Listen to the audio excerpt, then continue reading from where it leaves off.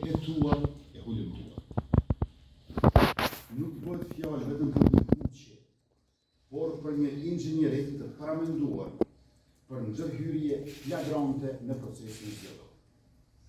Exit pollet e prezantuara gabimisht me 16 pikë të përqindjes, dallim e më tepër nga më shumë se një organizat dhe për të njëjtën komunë dhe postimi i lajmeve të rreme se kush ishte fiduesi ende pa u mbyllur vendvotimet, nuk janë thjesht një huqje.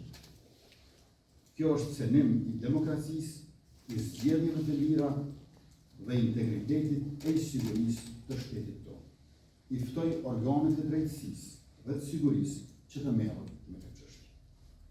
Të nderuar qytetarë, me 9 nëntor besojmë fuqishëm se do të fitojmë me Hajrullah Qekun në kryeqytet në Prishtinë, me Faton Pecin në Mitrovic, me Artan Abrashin në Prizren, me Alban Hysenin në Gjelan, me Ardian Golën në Gjakov, me Tavlan Kelmendin në Pej, me Jetën Rakën në Kaçanik, me Sulejman Mehollin në Vushtrrit, me Valën Prebrezën në Fushkosov, me Halil Thashin në Kastriot, me Ali Dulën në Rahovec dhe me Arsim Adelin në Betin.